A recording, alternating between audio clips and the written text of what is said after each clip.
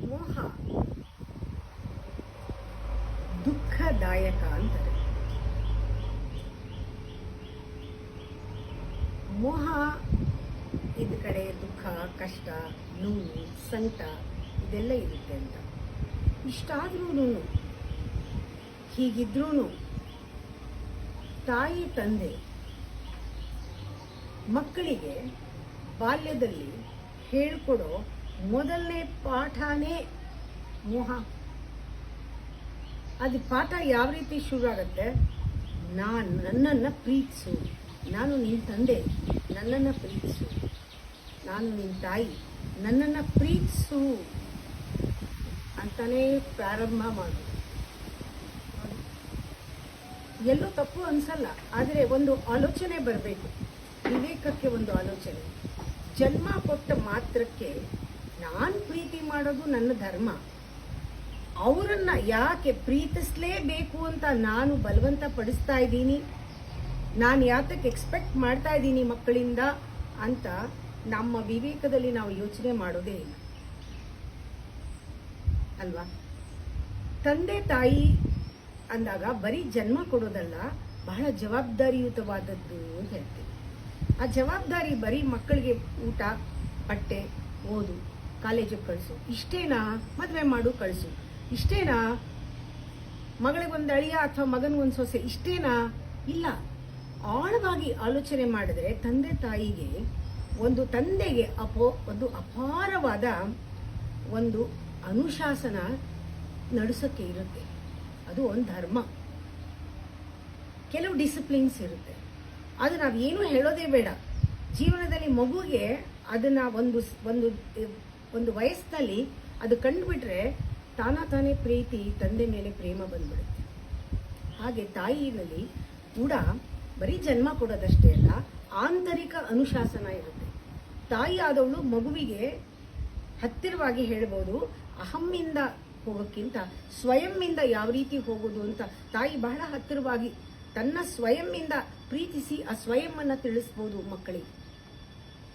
ಇಲ್ಲಿ ನಾವು ಪೇರೆಂಟ್ಸ್ ಮಕ್ಕಳನ್ನ ಪೊಸೆಸ್ ಮಾಡೋದಿದೆಯಲ್ಲ, ಮೋಹ ಅಂತೀವಲ್ಲ, ಆ ಪೊಸೆಸ್ ಮಾಡಿಬಿಟ್ರೆ ನಾವು we are possessed by them.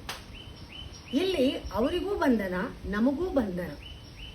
ಎಲ್ಲಿ ಆ ಪೊಸೆಸಿವ್ನೆಸ್ ಇರೋದಿಲ್ಲ ಅದು ಮೋಹ ಅಲ್ಲ. ಆಗ ಮಕ್ಕಳಿಗೆ ತಂದೆ ಅಂದ್ರೇನೆ, ತಾಯಿ ಅಂದ್ರೇನೆ it's an embodiment of pure love. Embodiment, it is a total ಪ್ರೇಮದ ಬುಗ್ಗೆ, ದೊಡ್ಡ ಸಮುದ್ರ ಅನ್ನೋದು ಮಕ್ಕಳಿಗೆ ಭಾವನೆ.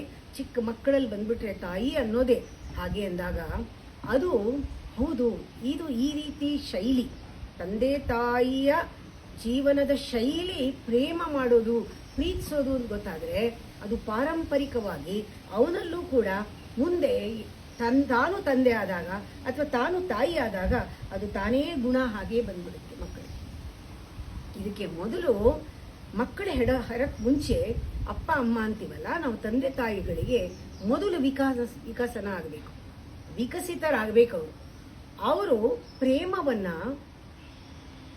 ಬೇರೆಯವರಲ್ಲಿ ಉತ್ಪತ್ತಿ ಮಾಡೋ ಹಾಗೆ, ಅದು ಮೊಳಕೆ ಚಿಗುರೋ ಹಾಗೆ ಮಾಡಕ್ಕೆ ಅವ್ರಿಗೆ ಬರಬೇಕು. ಬೇರೆಯವರಲ್ಲಿ ಪ್ರೇಮವನ್ನ ಉತ್ಪನ್ನ ಮಾಡುವ ಸ್ಥಿತಿ ಬರಬೇಕು. ಯಾಕೆಂದ್ರೆ ಪ್ರೇಮ ಬಲಾತ್ಕಾರ ಮಾಡಿ ಬರೋದಲ್ಲ, ಅದು ಸಹಜವಾಗಿ ಬರೋ ಹಾಗೆ ಪ್ರೇಮವನ್ನ ಮಾಡಬೇಕು. ಅದು ಬಹಳ ಮುಖ್ಯ. ಇಲ್ಲದೆ ಇದ್ರೆ ಬರೀ ಸಂಬಂಧಗಳಾಗತ್ತೆ. ಸಂಬಂಧಗಳು ಮೋಹ. ಆದರೆ ಪ್ರೇಮ ಒಂದು ಸ್ಥಿತಿ, ಆ ಸ್ಥಿತಿಗೆ ತಗೊಂಡೋಗ್ಬೇಕು. ಇಲ್ಲದೆ ಇದ್ರೆ ಏನಾಗುತ್ತೆ, ನಾವು ಗಮನಿಸಿದೀವಿ ಈ ರಿಯಾಲಿಟಿ ಶೋಗಳಲ್ಲಿ, ನನಗೇನಾದ್ರೂ ನಮ್ಮಪ್ಪ ಅಮ್ಮಂಗೆ ಅನ್ಬೇಡ, ತುಂಬ ಕೋಪ ಬರುತ್ತೆ. ತುಂಬ ಜನ ಗಮನಿಸಿ, ನಮ್ಗೆ ಪರವಾಗಿಲ್ಲ ಏನಾದರೂ ಅನ್ಕೋತೀವಿ, ನಮ್ಮಪ್ಪನ ಅನ್ಬೇಡ, ಅಮ್ಮನ ಅನ್ಬೇಡ. ನಮ್ಮ ಈಗೋ ಎಷ್ಟು ಎಕ್ಸ್ಟೆಂಡ್ ಆಗಿರುತ್ತೆ. ಚಿಕ್ಕ ಮಕ್ಕಳಿಂದ ಯಾವ ರೀತಿ ಮಾಡಿರ್ತಾರೆ, ನನ್ನ ಅಮ್ಮ ನಾನು ಪ್ರೀತಿಸ್ತೀನಿ, ನಮ್ಮಮ್ಮ ಅಪ್ಪ ಬಿಟ್ಟು ಇನ್ಯಾರು ನನಗೆ ಪ್ರೀತಿಸೋಲ್ಲ ನಾನು. ಇದು ಕರೆಕ್ಟ್ ಅನಿಸ್ತಾ ಇರುತ್ತೆ, ಸರಿ ಅನಿಸ್ತಾ ಇರುತ್ತೆ, ಅದರಲ್ಲಿ ತುಂಬ ಖುಷಿ ಕೊಡುತ್ತೆ ಕೇಳಿದ್ರೆ. ಆದರೆ ನೋಡಿ, ಮಕ್ಕಳಿಗೆ ನಾವು ನ್ಯಾರೋ ಮೈಂಡೆಡ್ ಮಾಡಿರ್ತೀವಿ. ಅಲ್ಲಿಂದ ಏನಾಗುತ್ತೆ, ಪರಿವಾರಕ್ಕೆ ಬರ್ತಾರೆ. ಬೆಳೀತಾ ಬೆಳೀತಾ ಅಹಂಕಾರ ಅದು ಸಹಜವಾಗಿ ಎಕ್ಸ್ಪ್ಯಾಂಡ್ ಆಗೋದು ಸ್ವಭಾವ. ಆಗ ತನ್ನನ್ನು ಗುರುತಿಸ್ಕೊಳ್ಳೋದು ಬರೀ ಅಪ್ಪ ಅಮ್ಮನಲ್ಲ, ಪರಿವಾರದ ಜೊತೆಗೆ. ಈ ಪರಿವಾರ ಮನೆತನ ಬಿಟ್ಟು ಇನ್ಯಾವುದು ಉತ್ತಮವಾದದ್ದಲ್ಲ. ಬೇರೆ ಪರಿವಾರವನ್ನು ಸಹಿಸೋದಿಲ್ಲ. ಇಲ್ಲಿ ಇದೊಂಥರ ಭಂಜಕ ಶಕ್ತಿ ಅಂತ ಹೇಳ್ತಾರೆ. ಅದನ್ನ ನಮ್ಮನ್ನ ಡಿವೈಡ್ ಮಾಡಿಬಿಡುತ್ತೆ, ವಿಭಜಿಸ್ಬಿಡುತ್ತೆ. ನಮ್ಮ ಅಪ್ಪ ಅಮ್ಮ ಬಿಟ್ರೆ ಇನ್ಯಾರೂ ಇಲ್ಲ ನನಗೆ, ನಮ್ಮ ಪರಿವಾರ ಬಿಟ್ರೆ ಯಾರೂ ಇಲ್ಲ. ಅಲ್ಲಿಗೆ ನಿಲ್ಲಲ್ಲ. ಆ ಪರಿವಾರದಿಂದ ಜಾತಿ,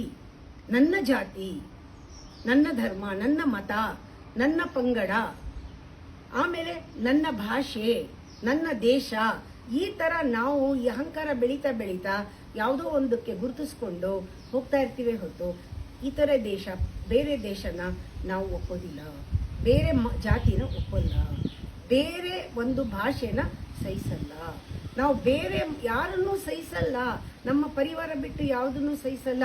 ಇಲ್ಲಿ ನಾವು ಎಲ್ಲಿ ಮಾನವೀಯತೆಯನ್ನು ಹೇಳ್ಕೊಟ್ಟಿದ್ದೀವಿ? ಎಲ್ಲಿ ಮಾನವೀಯತೆ ಇಲ್ಲಿ ಇದೆ ಪಾಠ ಇಲ್ಲ.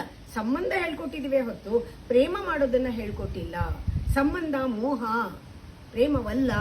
ಆದ್ರೂ ಪ್ರತಿಯೊಬ್ಬ ಮನುಷ್ಯನಿಗೂ ತಾನು ಪೂರ್ಣ ಪ್ರೇಮ ವ್ಯಕ್ತಿ ಅಥವಾ ಪೂರ್ಣ ಪ್ರೇಮಮಯ ಆಗಬೇಕು.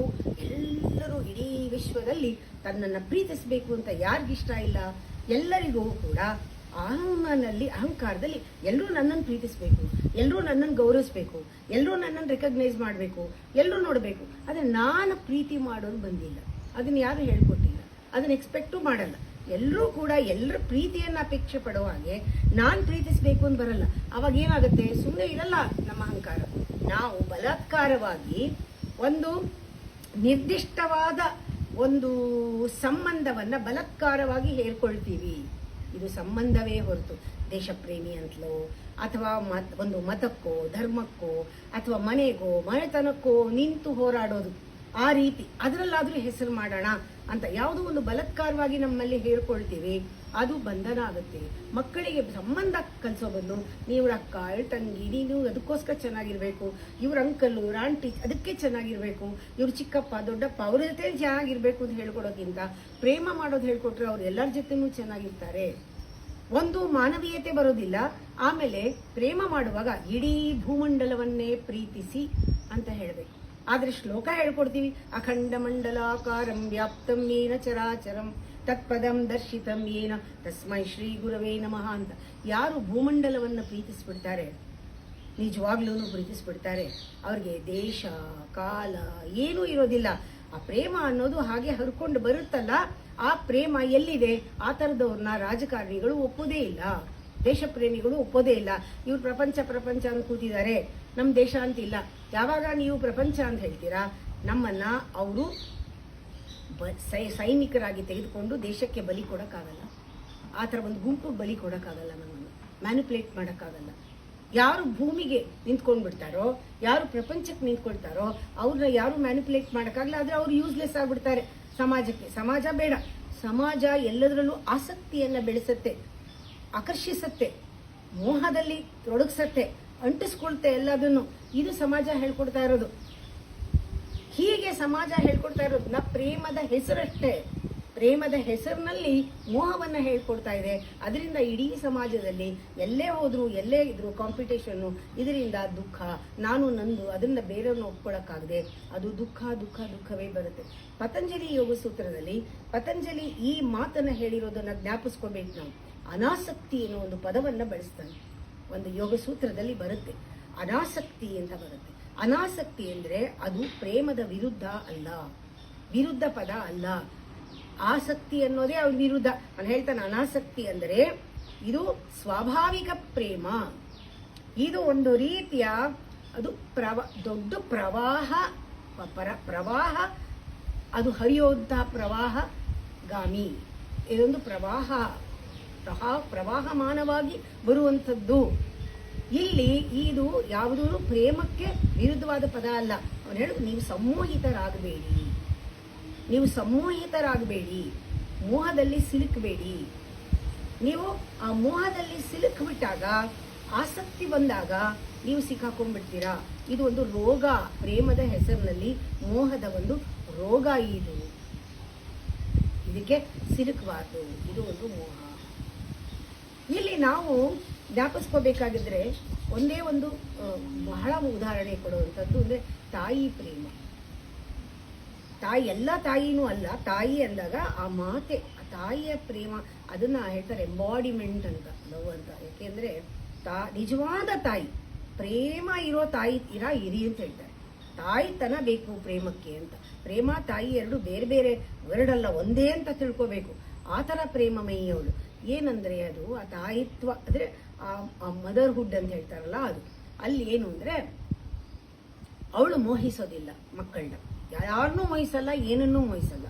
ಅದು ನಿಜವಾದ ತಾಯಿ ಗುಣ, ತಾಯಿ ಗುಣ, ನಿಜವಾದ ತಾಯಿ ಗುಣ. ಮೋಹಿಸಲ್ಲ, ಪ್ರೇಮಿಸ್ತಾಳೆ. ಅಲ್ಲಿ ಕಂಪ್ಲೀಟ್ ಸ್ವಾತಂತ್ರ್ಯ ಕೊಡ್ತಾಳೆ, ಸಹಕರಿಸ್ತಾಳೆ. ಮತ್ತೆ ಸಂಪರ್ಕಗಳನ್ನ ಅವಳೇ ನಿರ್ಮಿಸ್ತಾಳೆ. ಎಲ್ಲರ ಜೊತೆ ಪ್ರೀತಿ ಮಾಡೋ ಹಾಗೆ ಮಾಡ್ತಾಳೆ. ಆ ಪ್ರೀತಿಯಲ್ಲಿ ಆ ಮಗು ಸಂಭ್ರಮಿಸಿದಾಗ, ಪ್ರಸನ್ನತೆಯಲ್ಲಿ ಇದ್ದಾಗ ತಾನು ಪ್ರಸನ್ನಳಾಗಿ ಕುಳಿತಾಳೆ.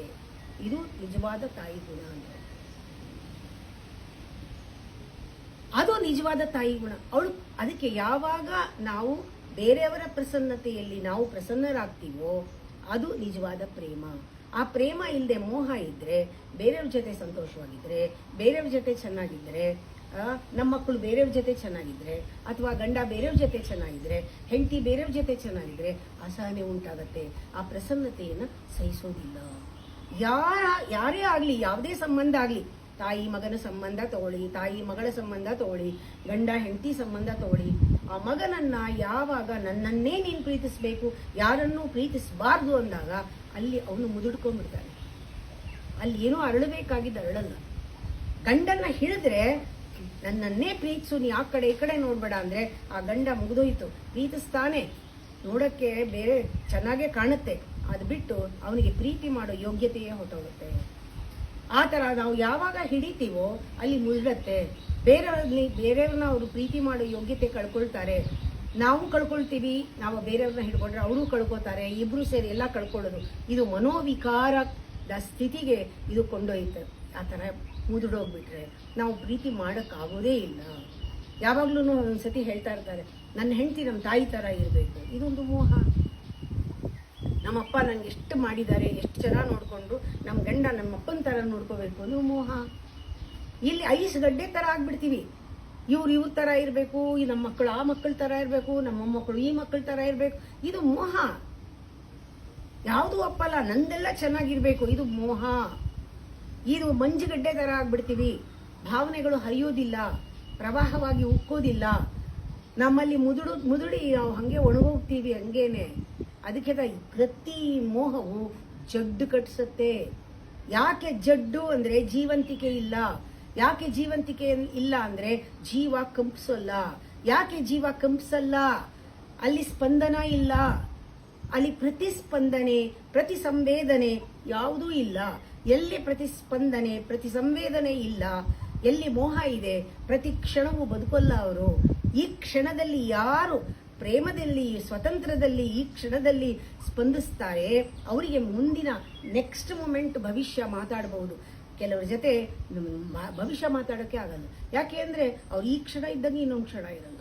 ಏನಾದರೂ ಮಾತಾಡೋಣ, ಏನಾದ್ರು ಹೇಳೋಣ ಅಂದ್ರೆ ಸಾಧ್ಯವೇ ಇಲ್ಲ. ಯಾಕಂದ್ರೆ ಅವ್ರು ಎಲ್ಲೋ ಇರ್ತಾರೆ. ಅವ್ರ ಮನಸ್ಸು ಹವಾಮಾನದ ಹಾಗೆ ಬದಲಾಗ್ತಾ ಇರುತ್ತೆ. ಅವ್ರ ಜೊತೆ ಇರೋಕ್ಕಾಗಲ್ಲ. ನಿಜವಾಗ್ಲೂ ಪ್ರೇಮಿಸೋದು ಧನ್ಯತೆ. ಇಲ್ಲದೆ ಇದ್ರೆ, ಮೋಹಕ್ಕೆ ಬಿದ್ದರೆ ಅದು ಅಸಹನೀಯ, ಅಸಹಾಯಕ. ನಾವು ಅಸಹಾಯಕರಾಗ್ತೀವಿ, ಬೇರೆಯವರು ನಾವು ಅಸಹಾಯಕರಾಗ್ತೀವಿ, ನಾವು ಹೆಲ್ಪ್ಲೆಸ್ ಆಗ್ತೀವಿ, ಅವರು ಯೂಸ್ಲೆಸ್ ಆಗ್ತಾರೆ. ಬೇರೆಯವರು ನಮ್ಮದವರು ಹೋಪ್ಲೆಸ್ ಆಗ್ತಾರೆ. ಅದರಿಂದ ಇದನ್ನ ನಾವು ಸ್ವೀಕರಿಸಬೇಕು, ಈ ಸತ್ಯನ ಸ್ವೀಕರಿಸಬೇಕು. ಯಾವುದು ನಾನು ಮೋಹಿಸಿದ್ರೆ ಇದು ನಿಜವಾಗ್ಲೂ ಕೂಡ ಅಸಹಾಯಕಳಾಗ್ಬಿಡ್ತೀನಿ, ನಾನು ಪ್ರೇಮಿಸಿದ್ರೆ ನಾನು ಧನ್ಯಳಾಗ್ತೀನಿ ಅಂತ. ನಿಜವಾದ ಪ್ರೇಮಕ್ಕೆ ಯಾವುದೂ ಕೂಡ ಅದೊಂಥರ ಇದು ಅವರೆಕಾಳಿಗೆ ಸೊಗಡು ಅಂತಾರಲ್ಲ, ಹೂವಿಗೆ ಸುಗಂಧ ಅಂತಾರಲ್ಲ, ಆ ಥರ ಸೊಗಡಿರುತ್ತೆ ನಿಜವಾದ ಪ್ರೇಮಕ್ಕೆ. ಅದನ್ನ ನಾವು ಪ್ರದರ್ಶಿಸಿ ತೋರಿಸೋ ಅಗತ್ಯ ಇರೋದಿಲ್ಲ. ತಾನೇ ತಾನು ಆ ಸೊಗಡು ಅಂತ ವಾಸನೆ ಬರುತ್ತಲ್ಲ, ಹಾಗೆ ಅದು ವಾಸನೆ ಬರುತ್ತೆ.